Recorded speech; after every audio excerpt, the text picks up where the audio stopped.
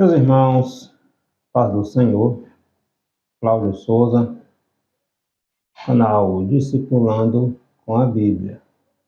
Hoje vamos estudar nossa 8ª lição, na nossa revista Escola Bíblica Dominical, editora Betel, revista de adulto, falando sobre a mensagem do profeta Naum. O título da nossa lição, Naum, o Deus de misericórdia.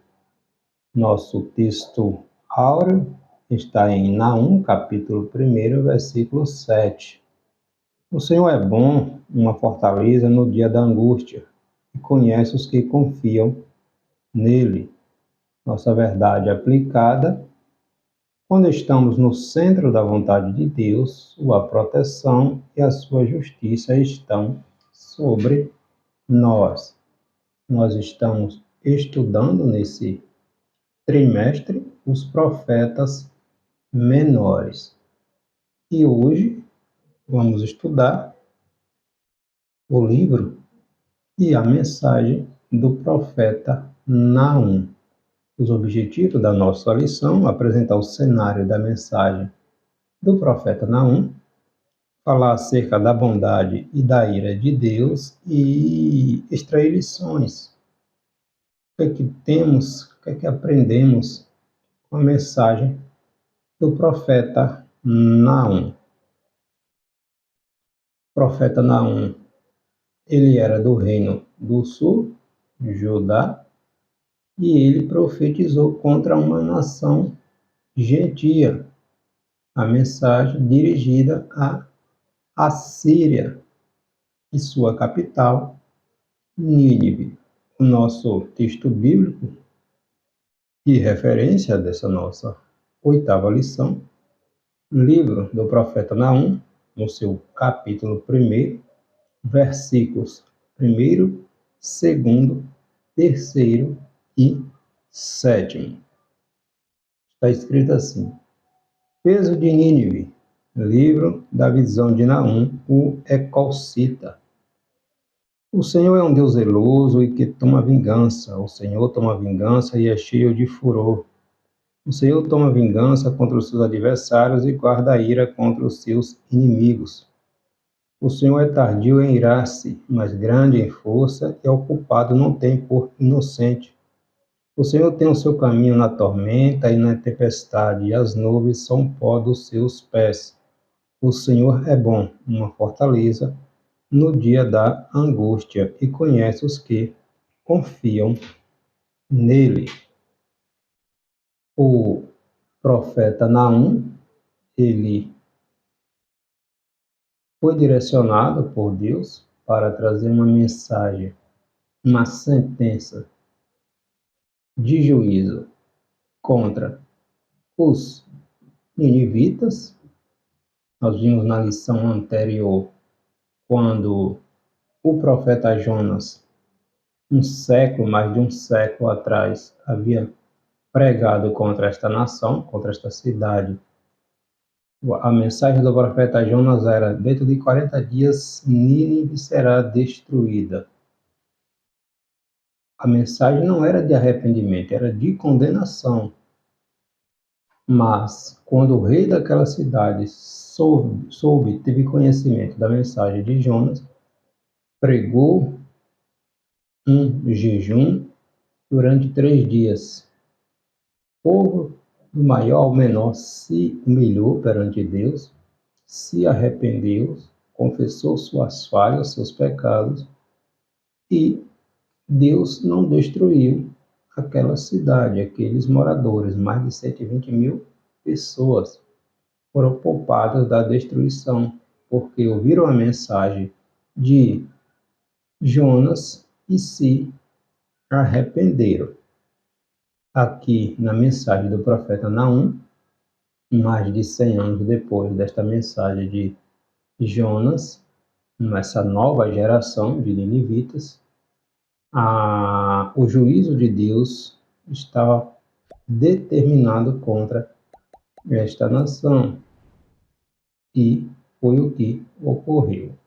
esses novos ninivitas, essa nova geração, voltou a praticar tudo aquilo que seus antecessores praticavam. E Deus enviou o profeta com a mensagem de condenação contra os assírios.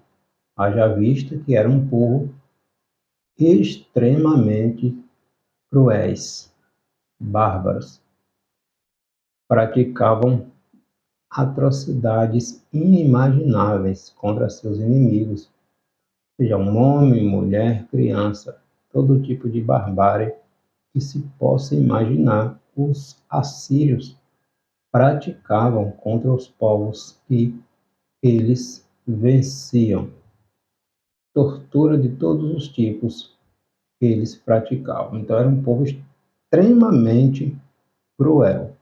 Deus usa o profeta Naum para trazer a mensagem, colocando fim naquela nação, naquele povo tão bárbaro, tão cruel, sem amor para com aqueles que eles conquistavam. Os povos eram extremamente massacrados. O livro do profeta Naum, trazendo primeiro um entendimento a respeito do livro, para depois a gente entrar na mensagem. O livro do profeta Naum, ele tem 3 capítulos e 47 versículos. Sua autoria é atribuída ao próprio profeta Naum. Naum, o nome significa consolo, consolador. O profeta, ele era do reino do sul, Judá, haja vista que o reino do norte, também chamado de Israel, já havia sido destruído pelos próprios assírios. Deus usou os assírios para trazer juízo contra a ímpia Samaria, reino do norte. Lembrando que o reino do norte durou aí aproximadamente 210 anos. Teve 19 reis nesses 210 anos. E um pior do que o outro, na questão da rebeldia a Deus, da idolatria, do paganismo, do desvio moral e espiritual, enfim, 210 anos de desvio do caminho do Senhor. Deus deu tempo, mais tempo, mas não aprenderam. Então Deus usou os próprios assírios, ao qual essa mensagem do profeta é dirigida, e foram esses próprios assírios que destruíram o reino do norte. Sua capital era Samaria, e quando eles destruíram em 722, 721 a.C., os assírios levaram a maioria dos moradores para outras nacionalidades, outros povos que eles haviam conquistado, e trouxeram também povos de outras nacionalidades para povoar, para misturar com os judeus que ficaram ali no Reino do Norte. Os assírios trabalhavam assim, para desconstruir a identidade de um povo. Gerava uma mistura, uma miscigenação de povos e gente, e daí dessa mistura, dessa miscigenação, surgiram os chamados samaritanos. Os povos samaritanos iniciou a partir daí. Então, em 722, 721, o Reino do Norte, também chamado de Israel, foi destruído, conquistado pelos assírios. E agora, essa mensagem de Jonas, ou de Naum, é para o fim dos assírios, por causa de todas as atrocidades que eles praticavam. Então, o tema do livro é a destruição iminente de Nínive, a destruição iminente de Nínive, a data aproximadamente que o livro, a mensagem do profeta tenha sido escrita. Alguns atribuem ali entre 630 a 620 a.C., outros entre 663 e 612 antes de Cristo. E o propósito do livro, da mensagem, do profeta é predizer, anunciar a queda e o juízo dos ninivitas, ou seja, uma sentença judicial contra Nínive. Demonstra a soberania de Deus sobre todas as nações. As pessoas podem até achar que estão no controle, mas Deus é soberano e tem o controle de todas as coisas. Então, o profeta Naum, Deus usou o profeta para pronunciar a destruição iminente da ímpia e cruel Nínive, né? Nenhuma nação tão ímpia quanto os assírios eram poderia alimentar a esperança de que escaparia do juízo divino, não ficaria impune. Teria que prestar contas pelos todos os atos praticados, né? A lei da semeadora, como está lá em Gálatas, capítulo 6, versículo 7. Que se semeia, se colhe. E, ao mesmo tempo, Naum entrega uma mensagem de consolo ao povo de Deus, ao povo de Judá. Né? O consolo deriva não só do derramamento de sangue dos inimigos, mas saber, ter convicção que Deus preserva a justiça no mundo, né? Que Deus estabelecerá dentro do seu tempo estabelecido a paz, e a paz reinará. As doutrinas centrais que nós encontramos no livro de Naum, nós vemos ali a justiça de Deus, a justiça divina. Vemos isso particularmente em seu juízo contra os assírios, né? Deus julga o homem e as nações conforme seus atos. A onipotência de Deus, ele pode fazer justiça mesmo contra nações inteiras.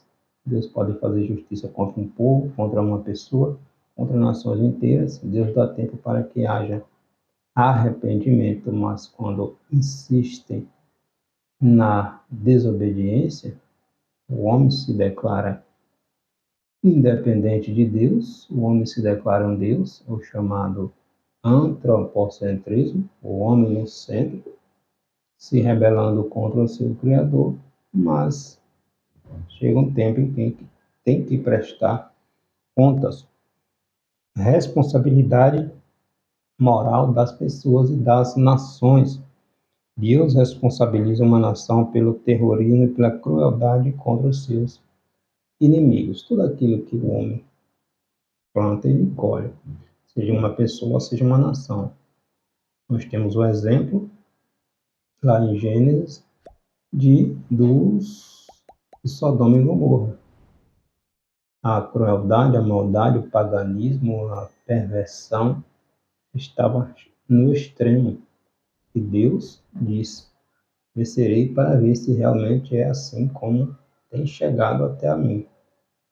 Deus desce com seus anjos, enquanto o Senhor fica conversando com Abraão. 2 anjos são designados para destruir aquelas cidades.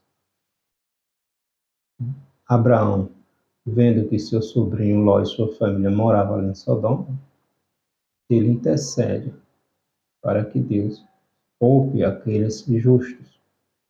Mas o juízo veio sobre aquelas cidades. No livro, na mensagem do profeta Jonas, a mesma coisa. A mensagem do profeta era de destruição contra Nínive. Mas o povo se arrependeu e Deus tirou o juízo que estava determinado contra aquele povo. Agora, aqui na mensagem de Naum, os ninivitas tinham voltado a praticar todo tipo de atrocidades, todo tipo de atrocidade contra os seus inimigos. Já tinham destruído o reino do norte e outros povos. Deus usou os próprios assírios para julgar o reino do norte. E os assírios, na pessoa dos seus reis, achavam-se insuperáveis, indestrutíveis, a ponto de o rei Senaqueribe declarar, dizer através dos seus oficiais, na época do reinado de Ezequias, sobre Judá, dizer quem era Deus para livrar os judeus da mão dele. Se os assírios haviam conquistado tantos povos e os deuses desses povos nunca conseguiram fazer nada, evitar a derrota dos seus cidadãos, Deus não iria livrar o povo de Israel também. Então, Senaqueribe, os reis da Assíria, confrontavam não só o povo, mas o próprio Deus. E confrontar, desafiar Deus, aí é diferente. E os assírios tiveram que arcar com as suas obras. Nínive foi fundada por Nimrod. Nimrod era filho de um homem chamado Cuxi, filho de Canaã, de Cã, filho de Noé. Logo, Nimrod era neto de Noé. Ele foi um fundador de Nínive, está lá em Gênesis capítulo 10, versículo do 8 ao 11. Nimrod foi o arquiteto, a cabeça pensante, o líder ali da construção da torre de Babel. E Nínive foi destruída em 612 a.C.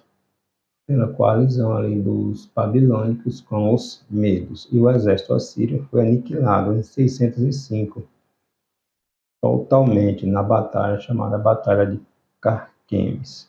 Então, a estrutura do livro de Naum é uma sentença de juízo judicial austera da parte de Deus contra os assírios. Está lá em Naum, capítulo 1, versículo 2.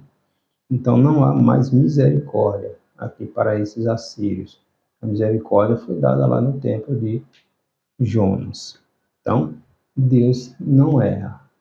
Deus dá tempo para que o homem se arrependa, mas quando não há esse arrependimento, chega a hora de prestar conta. A mensagem do profeta Naum, ele foi contemporâneo do profeta Abacuque, do profeta Sofonias e da primeira parte ali do ministério do profeta Jeremias. Naum foi contemporâneo desses profetas. Então, o Naum, o Deus de misericórdia e justiça. Essa é a mensagem do profeta. Vamos agora conhecer um pouquinho, estudar um pouquinho a respeito da mensagem em si. A mensagem do profeta Naum, profeta de Deus, é que Deus detém o controle da história. Por isso, ele trará justiça e esperança em todo o mundo, mesmo em tempos sombrios ao longo da história. Deus sempre deteve e sempre deterá, porque ele tem o controle sobre tudo e sobre todos. O cenário da mensagem do profeta, a profecia de Naum, é um fôlego de esperança para Judá, que havia sofrido por muito tempo sob o controle dos assírios. Os assírios, ao longo da história, foi um povo inimigo cruel dos judeus. Haja vista que eles destruíram o reino do norte. O reino do sul, volta e meia, os assírios estavam cercando, saqueando, obrigando a pagar altos tributos, altos impostos para manter sua regalia, o seu exército, para evitar que os reinos fossem totalmente destruídos, eram forçados a pagar altos tributos, altos impostos. E Israel era um povo, uma nação que também era obrigado, em certas ocasiões, a pagar altos tributos aos assírios. Conhecendo um pouco mais do profeta, a única informação que nós temos a respeito do profeta Naum é o seu nome, não se sabe mais nada a respeito dele. Como ponto, ele era contemporâneo de Abacuque, Sofonias e do profeta ali, início do ministério do profeta Jeremias. Ele é descrito como um epolcita, está lá no seu capítulo 1, versículo 1, de uma vila chamada Elpos. Alguns atribuem que ficava ali próximo da Galileia, então, Reino do Norte. O Reino do Sul já havia sido destruído, logo ele era do Reino do Sul. A mensagem do profeta.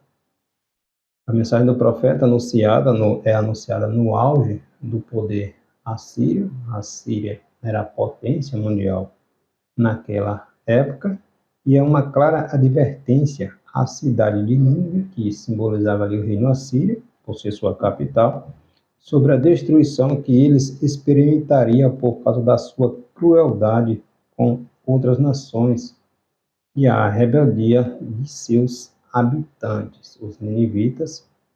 Se para os ninivitas a mensagem era de juízo e de destruição, para o povo de Deus, o povo de Judá, a mensagem era de consolo e esperança sobre a intervenção de Deus em favor do seu povo. Em Números, em Naum, capítulo 1, versículo 13 e 15, está escrito: Mas agora quebrarei o seu jugo de cima de ti e romperei os teus laços. Então, Deus avisando que estaria livrando o povo do poder massacrante dos assírios, do poder massacrante dos assírios. Dos profetas menores, são 12 os profetas menores. 3 deles se ocuparam de mensagem dirigida a povos gentios, né? Jonas e Naum dirigiram aos ninivitas e Obadias dirigiu aos edomitas. Os edomitas eram descendentes de Esaú, o irmão de Jacó, e ao longo da história também foi um povo inimigo dos judeus, dos filhos de Jacó, da descendência de Jacó.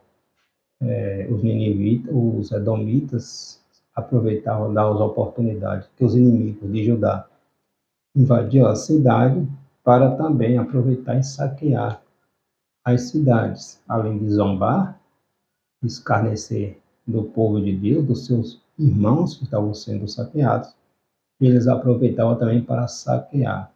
Na época das invasões, quando alguns judeus fugiam para escapar da morte ou do inimigo, os edomitas colocavam emboscadas para aqueles que escapassem fossem pegos e devolvidos ao inimigo, aquele que estava destruindo a cidade, a nação. Então, Deus também, através do profeta Obadias, nós vimos na nossa lição, você vê na descrição do vídeo, trouxe uma mensagem de destruição contra os edomitas, e assim aconteceu.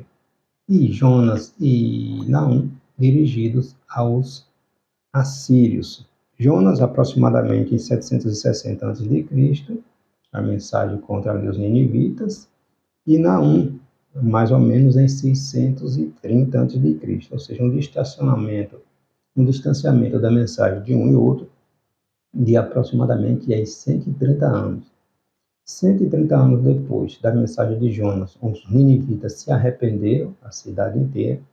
130 anos depois, Deus usou o profeta Naum para trazer agora a mensagem de sentença, ou seja, está carimbado, decretado a destruição dos ninivitas. A mensagem de Jonas foi de juízo, mas houve arrependimento, né?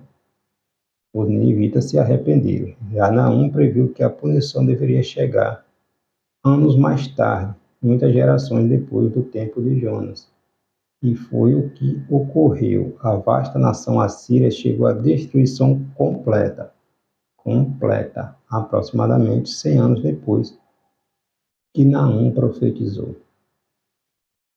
A dureza do coração era tão terrível que não lembraram da mensagem do profeta Jonas, que possivelmente foi passado para os seus concidadãos, mas a crueldade dos assírios levou eles a serem destruídos. No julgamento de Nínive, havia um costume entre os ninivitas de levarem os ídolos das nações vencidas para suas terras, em sinal de superioridade de seus deuses em relação aos deuses dos povos conquistados. Era um povo arrogante, pois se diziam mais poderosos do que o Deus de Israel. Isso está lá em Isaías, capítulo 36, versículo 18 ao 20, Isaías 37, no reinado ali de rei Ezequias, quando Senaqueribe era o capitão da Assíria, enviou ali os seus generais para afrontar Ezequias, o povo e o próprio Deus, falando que Ezequias tinha mandado exterminar, destruir os altos, os deuses pagãos que existiam no território de Judá, porque só existia um único Deus, que era o Deus dos israelitas. Senaqueribe chega ali na pessoa dos seus generais, dizendo: quem é o Deus que poderá me livrar vocês das minhas mãos? Não foram todas essas nações conquistadas por mim, pelo meu exército, e nenhum dos deuses dessas nações foram capazes de livrá-los das minhas mãos? Acredita tu que este teu Deus vai livrar você das minhas mãos? Então, Senaqueribe, o rei da Síria, os assírios confrontaram, esnobaram, zombaram não só do povo de Israel, Judá, como também do próprio Deus. O rei Ezequias, que era um homem temente a Deus, se humilhou, orou ao Senhor, consultou o profeta Isaías, e através do profeta Isaías, Deus deu a resposta, que eles não invadiriam Israel, e eles voltariam pelo mesmo caminho que foram. E assim aconteceu, e Senaqueribe foi morto, como a mensagem do profeta Isaías havia determinado. Então Deus traria sobre eles o seu juízo, e toda aquela potência que dominava o Oriente Médio iria cair. No ano de 612 a.C.,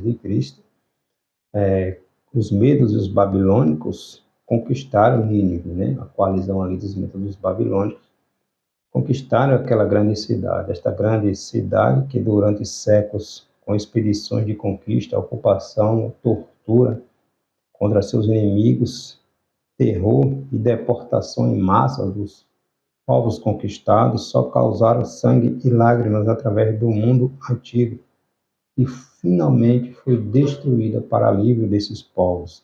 Nabonassar, governador da Babilônia, que veio a ser o pai de Nabucodonosor, fez se proclamar rei e firmou aliança com os medos e os persas, que depois foram os próprios que conquistaram os babilônicos. Ciaxares atacou Nínive com a ajuda dos citas e dos babilônicos, derrubaram o muro da poderosa cidade ninivita e saquearam-na. Depois atearam o fogo na cidade e destruíram totalmente. A soberania de Deus é para o cristão um poderoso consolo. Soberania, a convicção, a certeza de que Deus está atento a cada detalhe da história, né? É um consolo para nós, porque Deus é justo e Ele julga com retidão os atos dos homens. O segundo tópico da nossa lição, a bondade e a ira de Deus. Bondade e a ira de Deus, né? Até onde vai a paciência de Deus? Até onde vai a paciência de Deus? Alguém sabe? E a Bíblia vai dizer que Deus é paciente, que Deus é longânimo, que Deus é tardio em irar-se. Mas Deus tem um limite. Quando o homem ultrapassa este limite,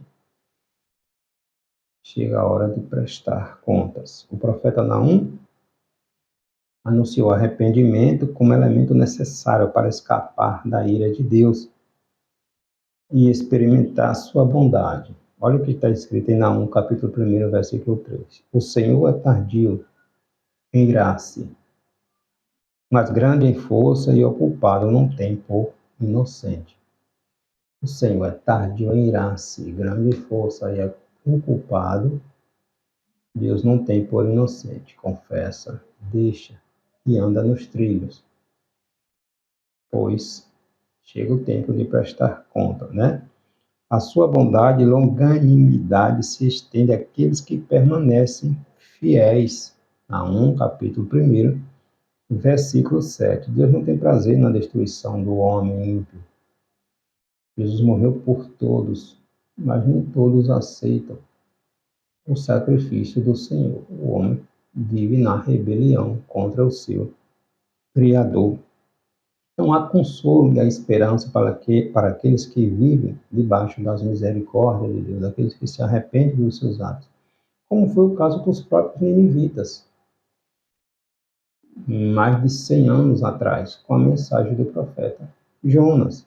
Embora o livro de Naum contenha duras palavras para a cidade de Nínive, capítulo 1, versículo 1, capítulo 3, versículo 7, para Judá, assim como para as outras nações que viviam sendo aterrorizada pelos ninivitas, pelos assírios, né, estavam aliviados com a certeza de que aquele reino terrível estava com os dias contados. Deus usa o profeta Naum em meio ao caos que a cidade de Judá se encontrava por ter sido saqueada pelos ninivitas. Está lá em Naum, capítulo 2, versículo 2.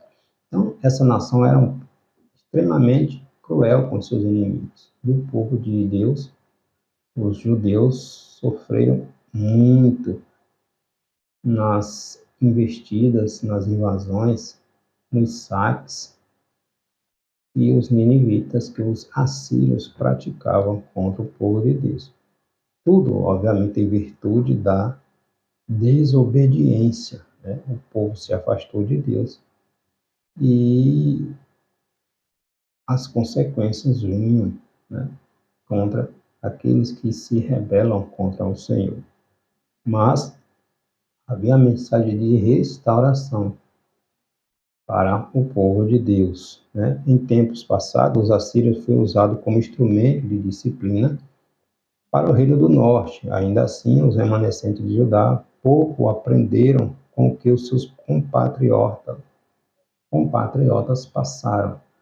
Deus usou os assírios para trazer juízo contra o reino do norte.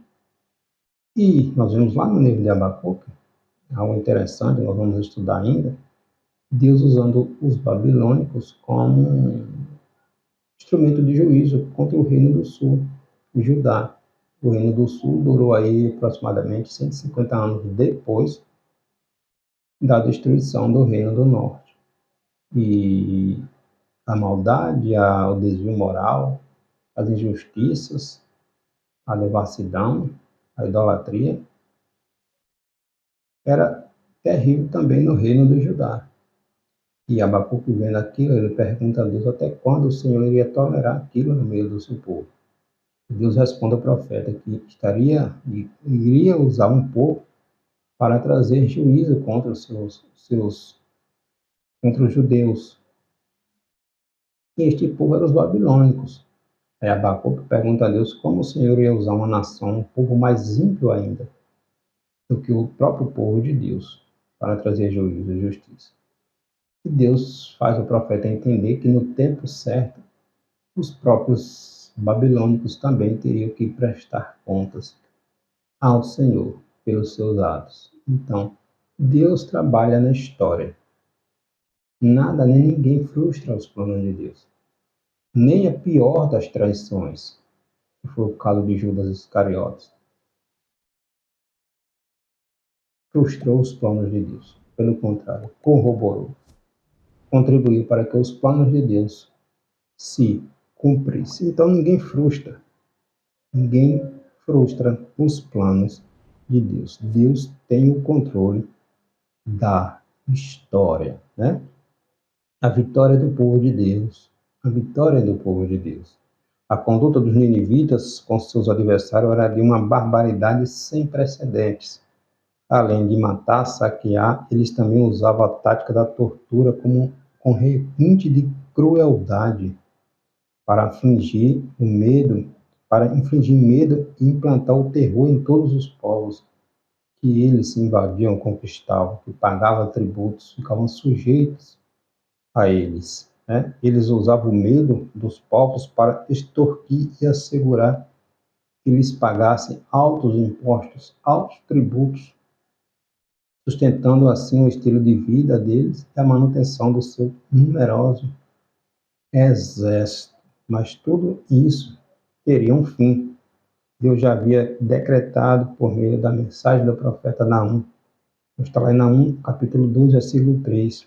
Eis que eu estou contra ti, diz o Senhor dos exércitos, e queimarei na fumaça os teus carros, e a espada devorará os teus leõezinhos, arrancarei da terra a tua presa, e não se ouvirá mais a voz dos teus mensageiros. Então, mensagem de juízo, sentença, estava decretado o fim do reino assírio, que foi conquistado pela coalizão babilônica medo-persas.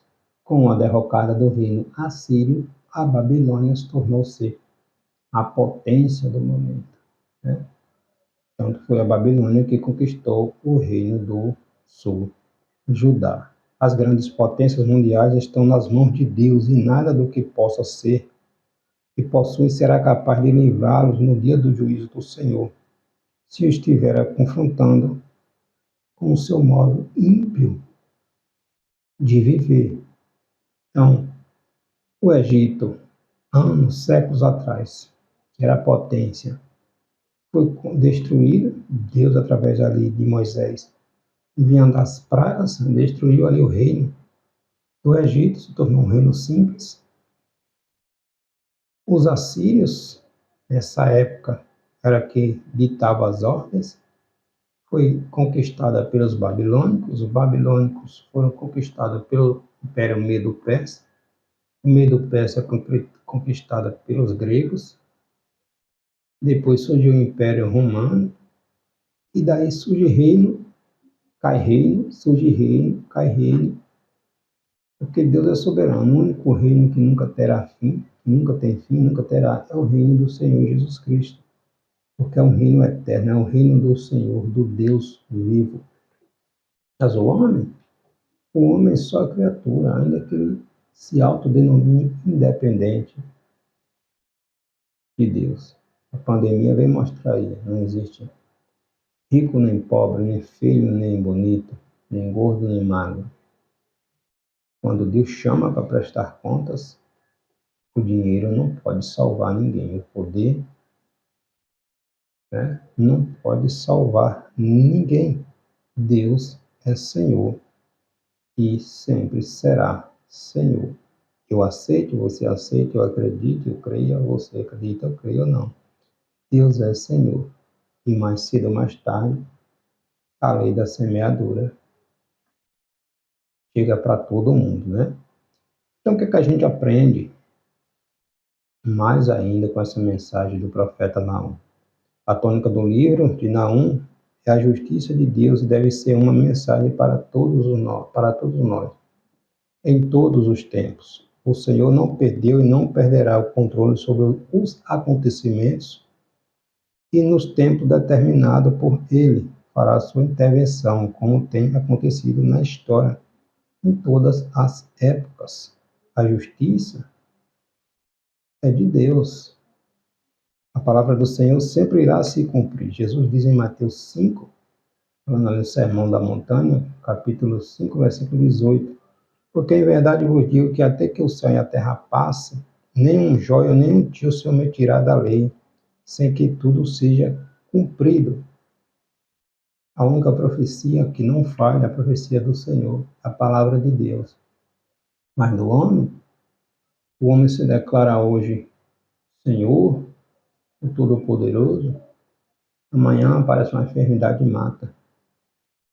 E Deus é Senhor, e Deus não divide, não dá a sua glória a ninguém. Deus comanda a história. Deus lhe dá. Deus governa. Então tudo está debaixo da permissividade, da permissão de Deus. Sejam palavras de bênção ou de juízo, Naum 2, capítulo 13. Isso significa que não há ninguém tão orgulhoso e cheio de si que não seja alcançado pelo juízo de Deus, né? Mas também ninguém tão pecador e arrependido que não seja alcançado pela misericórdia do Senhor. Os próprios ninivitas, na mensagem do profeta Jonas, mais de um século atrás, tinha experimentado essa misericórdia de Deus. Deus aplica a sua justiça de forma imparcial. Aquilo que o homem semeia, ele colhe. Deus não tem prazer na condenação da humanidade, mas a iniquidade afasta o homem de Deus e da sua justiça. E a justiça de Deus não falha. Se o seu juízo será aplicado e todos que não creem e rejeitam o seu Filho, o sacrifício do Senhor Jesus Cristo, desobedecem seus atos. Jesus conversando com Nicodemos em João, capítulo 3, versículo 18, Jesus vai dizer, olha, quem não crê em mim, o Filho do Homem, já está condenado. Então o homem se declara um Deus, se declara independente, não crê em Jesus, já está se autocondenando. O único caminho é Jesus. Não é Maomé, não é Buda, não é Alá, não são os profetas, é Jesus. Jesus é o único caminho que conduz a Deus. Então, o homem se declara independente,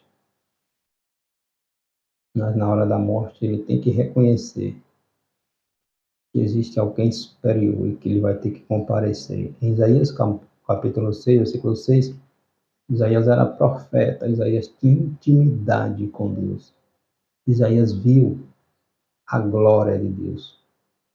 Isaías ficou tão aterrorizado, que disse, eu vou morrer, porque eu ouvi a glória de Deus. E foi a glória, não foi a justiça de Deus, não. Foi a glória de Deus. Imagine quando terá que comparecer diante daquele que estará julgando as ações, os atos da humanidade, né? É bom a gente pensar nisto. Deus se compadece dos que nele confiam. A palavra do profeta Naum trouxe contentamento ao povo de Judá, pois assegurava-lhe de que Deus não os havia desamparado. Ainda que tivesse muitas vezes e de muitas maneiras o povo se afastado dos caminhos do Senhor. Deus corrige aquele que ele ama, né? Aqueles que Deus ama, ele corrige. Deus é soberano. A profecia do profeta foi cumprida por meio da união dos povos babilônicos e do povo medo, que contava com um numeroso exército, derrotando assim a poderosa Assíria, exterminando a Assíria. Assim que nem todas as nações invoquem sirvam ao Senhor, ainda que não sirvam ao Senhor, a soberania de Deus se estende sobre elas também. Deus manda na história. Tudo contribui para o propósito dos planos de Deus. Ainda que o homem declare não aceito, não faço, ele faz porque é Deus que manda. Os assírios foram usados como instrumento para trazer juízo contra o povo de Deus, a nação do norte. Lá na frente eles pagaram pelas consequências das atrocidades que eles praticavam. Os babilônicos foram usados como juízo para trazer juízo e correção ao povo de Judá. Mas não houve arrependimento pelos atos praticados também pelos babilônicos. Lá na frente tiveram que arcar com as consequências. Belsazar, o neto de Nabucodonosor, fez um banquete, foi lá, mandou pegar os utensílios que era do templo do Senhor de Jerusalém, que tinham sido levados para a Babilônia na época do cativeiro, estavam lá guardados. Belsazar mandou pegar para banquetear, para zombar, para beber nos utensílios consagrados ao Senhor. E no mesmo instante apareceu uma mão, um dedo escrevendo na parede. Belsazar ficou atemorizado com aquilo, mandou chamar os magos, ninguém sabia o que era, e consultaram a Daniel. Daniel disse: ó, a mensagem é o seguinte: pesado fostes na balança e achado em falha. Teu reino será passado para outro. Belsazar, naquela mesma noite, morreu. E naquela mesma noite, a coalizão dos medos e dos persas invadiram a Babilônia e conquistaram a Babilônia. O reino babilônico deixou de existir. Por quê? Porque Deus manda na história. O homem é só uma criatura. É só uma criatura. Então, em qualquer situação, Deus é soberano e agirá em favor dos seus servos fiéis, trazendo juízo, mas também manifestando a sua misericórdia em tempo oportuno. O que é que aprendemos? Devemos estar atentos, sempre lembrar de que o amor e a misericórdia de Deus estão disponíveis, sempre alcança aquele que se arrepende sinceramente dos seus pecados. É Deus que justifica os humilhados e sustenta aqueles que o amam e o servem com inteireza de coração. Deus é misericordioso, mas Deus é justo, é juiz. A lei da semeadura não falha. Gálatas capítulo 6, versículo 7. O que o homem planta, ele colhe. O que o homem planta, ele colhe. Deus abençoe.